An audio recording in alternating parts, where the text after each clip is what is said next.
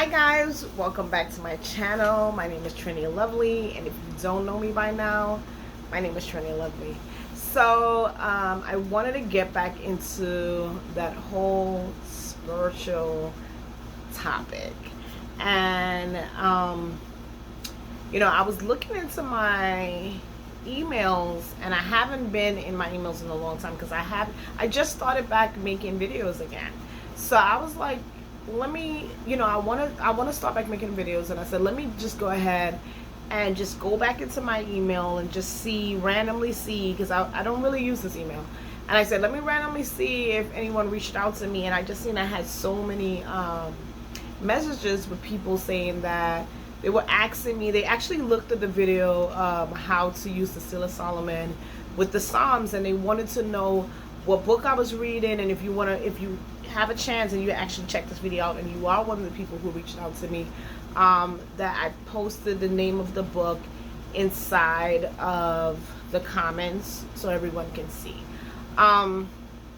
Also, I wanted to start back my spiritual journey because I seen that a lot of people wanted guidance how to actually start on the spiritual journey.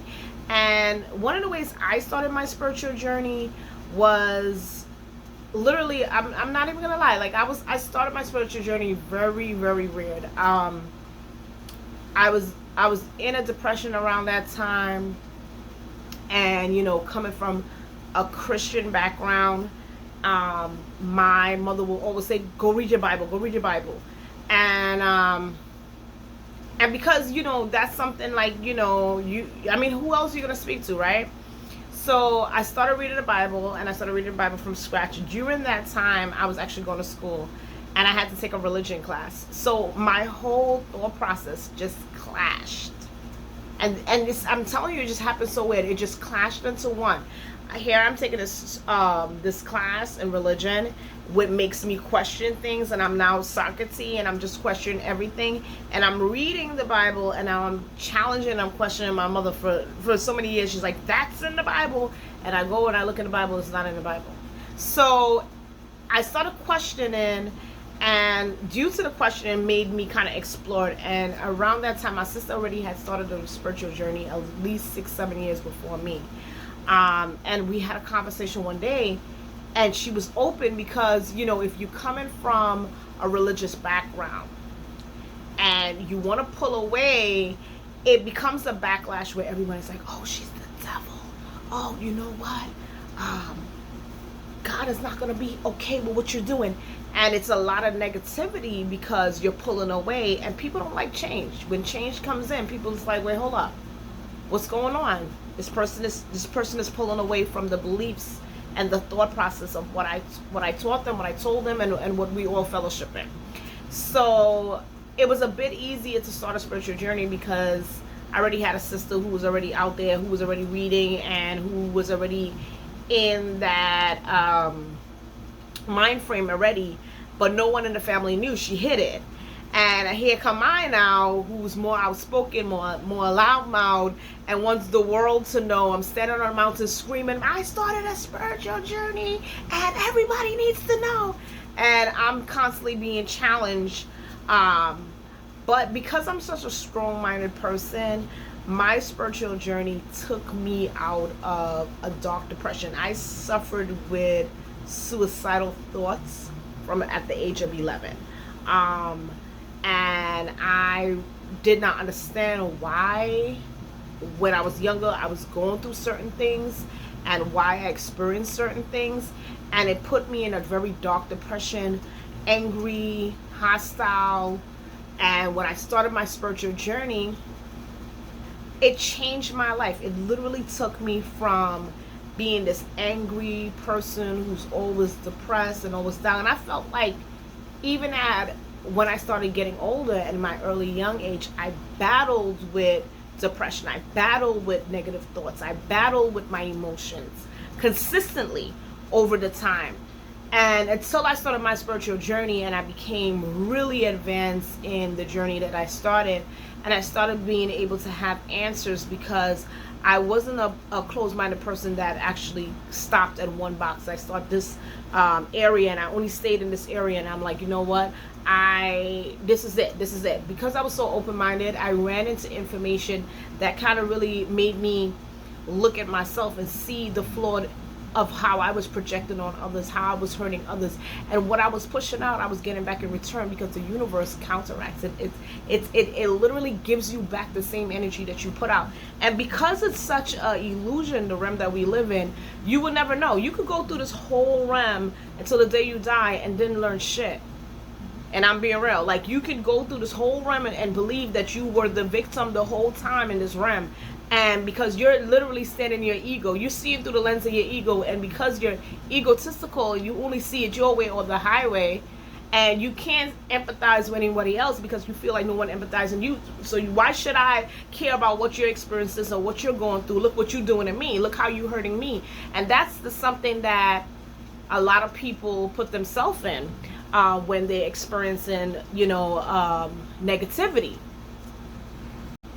So keep in mind, when you're starting a spiritual journey, people don't like change.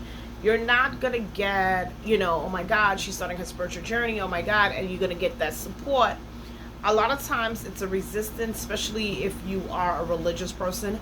I was not really a real religious person, die-hard person who were committed, as I would say my mother was, to go to church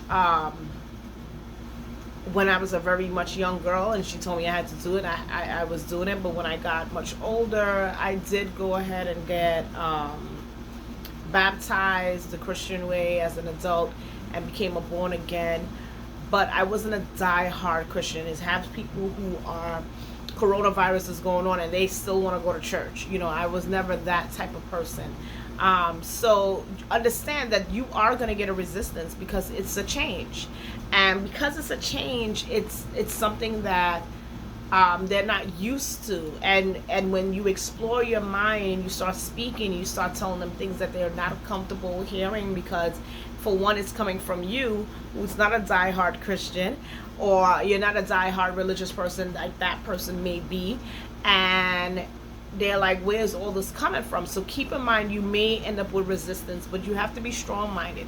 It's not about them, it's about you. It's your spiritual journey, it's your connection.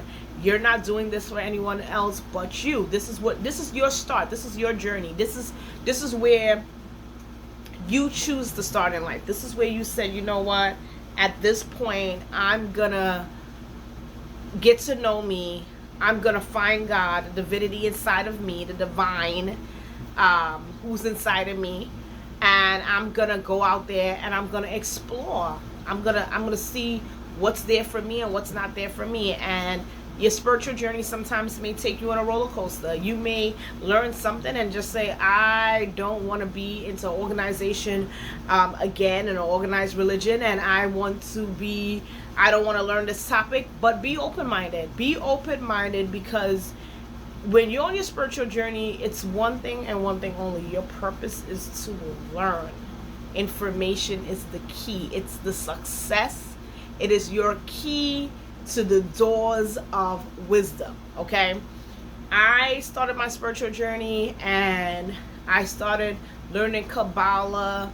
Then I shifted off of Kabbalah. I started learning Hermetic. Then, before you know it, I started learning Eastern knowledge. I started learning about the Kundalini, and I just went really all over the place when he used to come back and learn back, continue on in Kabbalah and everything. So to me, I never gave up. I never said, well, you know what, I'm learning Kabbalah, screw this, I don't want to do this anymore. Let me learn this, let me learn that.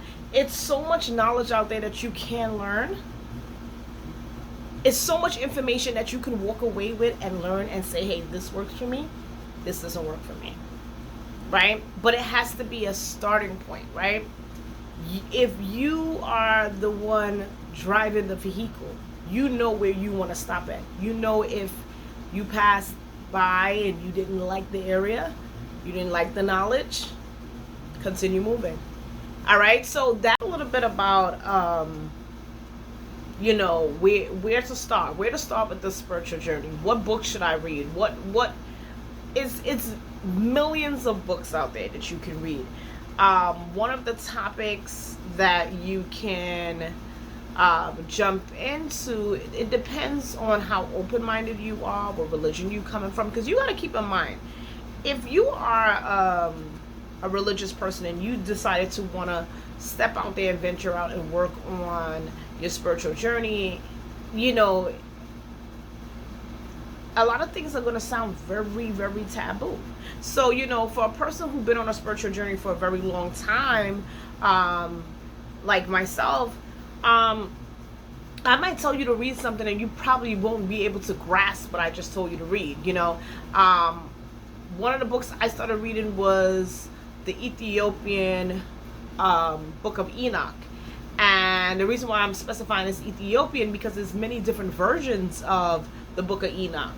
And that one I read, that version, I felt like was more authentic, more to the Book of Enoch. So I think if you are a person that want to kind of understand the realms and the worlds, I think if you are coming from Christianity, or even if you haven't come from Christianity and you came from another religion, and you wanted to venture out on a spiritual journey, or you wasn't a religious person at all, I would say one of the most open books out there as a starter, as a beginner, should start off in the Book of Enoch, because what you're going to learn in the Book of Enoch is that Enoch was able to ascend into heaven, and he basically was working with archangels in that book. All right, so that's how the book is starting off. It's telling you that the archangels had told God, and that's a very light book. And I feel like if you could take that book, then you are on the right track, because I feel as if I recommend a book that may be a little bit it might be too out there, like I remember when I was doing my spiritual journey, and I remember telling my cousin something about, it was too heavy for her to handle. She was like, what? Yeah, right. Like, like that was the attitude when I was telling her about like dreams and going a little bit deeper into the dreams, and telling her like you can, because it gets deep on a spiritual journey. You may find mysticism where you're just like, oh my God, like this is in depth, this is real, this is like magic, so it's like it gets so real depending on what avenues you go into, right? And you may see things to the extent that another person can't fathom. They can't understand your experiences in life, and how you got that knowledge, and how you even end up there, right? So sometimes it gets so heavy that if I direct you on a book, it might be too heavy for you to understand. So I think that if you want to just learn about, just start off on the angels, of understanding the angels, right? Start there. Start with the Book of Enoch, and if you could take the Book of Enoch, then I continue recommend more books for you. You understand what I'm saying? And in the Book of Enoch is a very nice story.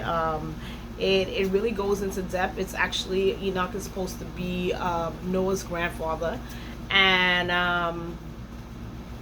the Book of Enoch literally goes into Enoch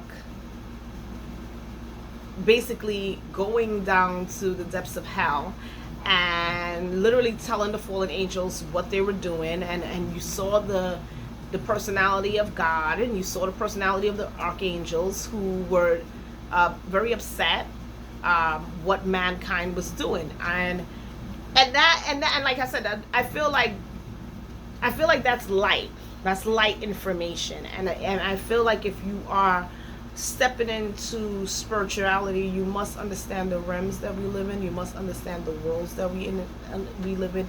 You must understand there's gods, there's angels, there's different beings, there's lower beings, there's higher level beings, and from in the higher worlds and the lower worlds, and it's so many different beings on this in this universe that we share space with. So if you wanted to start on your spiritual journey, how open-minded are you? Because I can tell someone, there's angels and blase blase, and this person might be like, I don't believe in angels. You get what I'm saying? So if you could read that book, and that, like I said, that book is very easy to stomach, especially if you are a person who reads the Bible and you go into Noah, you will see that Enoch, it's like one sentence, and how Enoch ascended into heaven and God took him. That's what it says. God took him, right?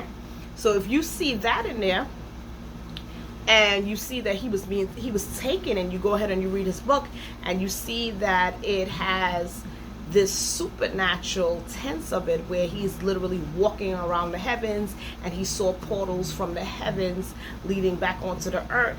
That is a book that, if you can stomach that book of the supernatural things that were occurring through those gospels, then you're open-minded enough to jump into something a little bit more harder and read, right? So I definitely recommend you being able to go ahead and get the Ethiopian version. I actually downloaded. Did I download it? I actually found it on Google. And if you are open-minded enough, if you go back into my Psalms, I do have a book that calls Kabbalah Magic, and I'm looking around to see if I see it. That book gives you an opportunity to open up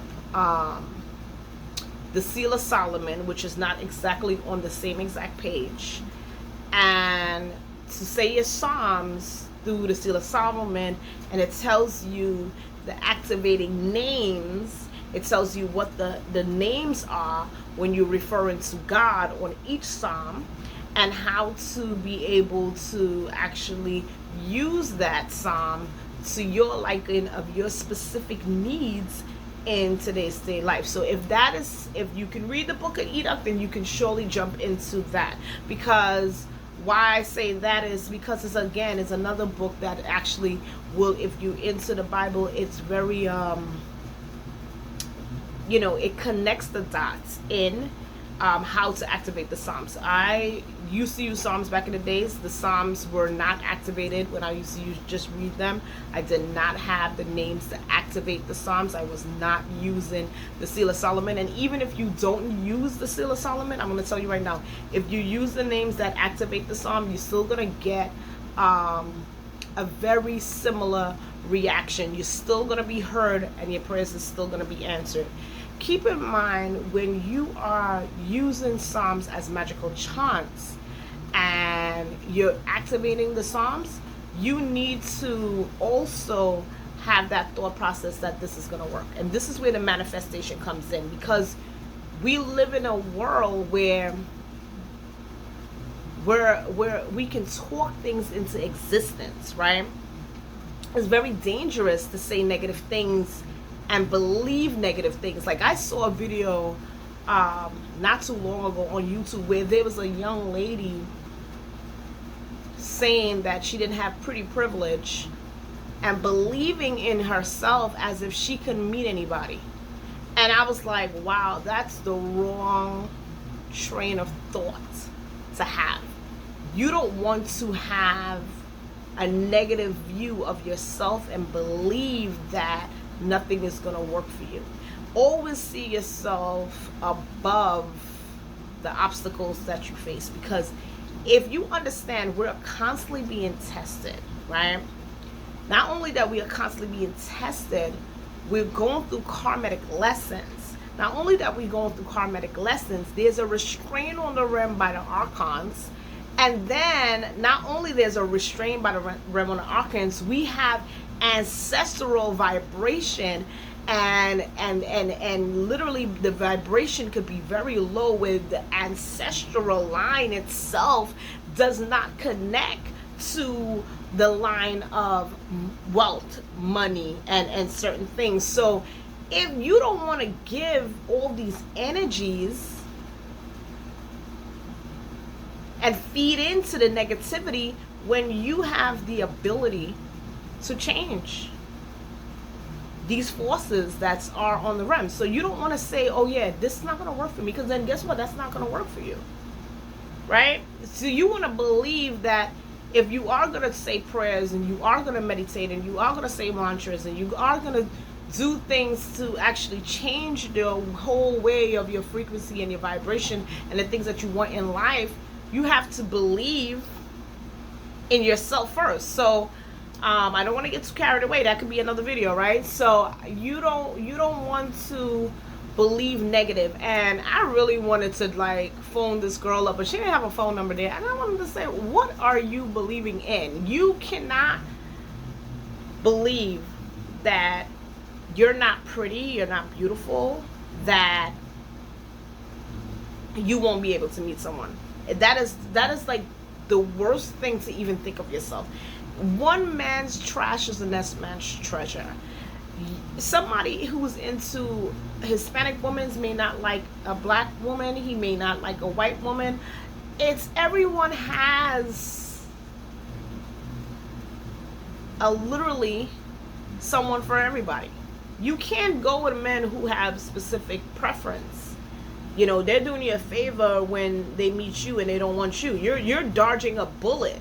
Because to go with a man or a woman who has a specific preference on something that you are not, you're going to be in a very depressive state where it's going to drop your vibration and things will not work for you because you're in a depressive state.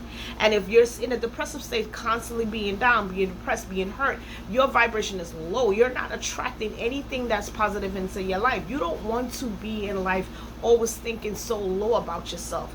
You are standing in your divine divinity is inside of you. You are beautiful. You are worthy for anyone, right? So if you meet a guy who does not take you and will find you attractive based on the color of your skin, based on the hair texture, based on your weight, based on your height, based on your shape, you're dodging the bullet. Because we're living in a world where so many troubled souls, where so many hurtful people, where so many people tear each other down, and so many people just feed off of your energy. So you're doing the best thing when you meet someone and you say, okay, fine, you don't want to talk to me, you don't want to be with me, I'm okay with that. I'm great, I'm good. Because I know that I'm going to meet someone who actually desires me, who actually thinks I'm attractive, who actually thinks I'm a beautiful. So every Thursday, we're going to have our spiritual talk, and feel free to comment below. And I'll recommend some books, depending on the interaction that I get. If you are looking for that guidance, comments below, and state, you know, what religious background you are and how open-minded you are and what you're trying to learn and what knowledge you're trying to go off of. Because like I said, there's so many different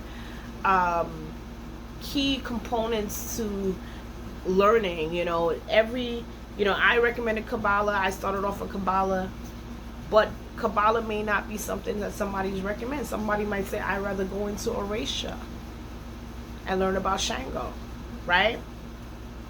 So, you know, I can't tell you what's going to work for you, but I can tell you where I started my journey, and I can guide you and tell you, you know, depending on where you want to go with your roots and what your ancestor bloodline is and what sphere that you can enter into and connect with. So again, thank you for watching. This is Trini Lovely, and you know, continue supporting and thumbs up, and continue liking my videos. And I have another video that's going to be coming soon on my weekend vlog. Thank you.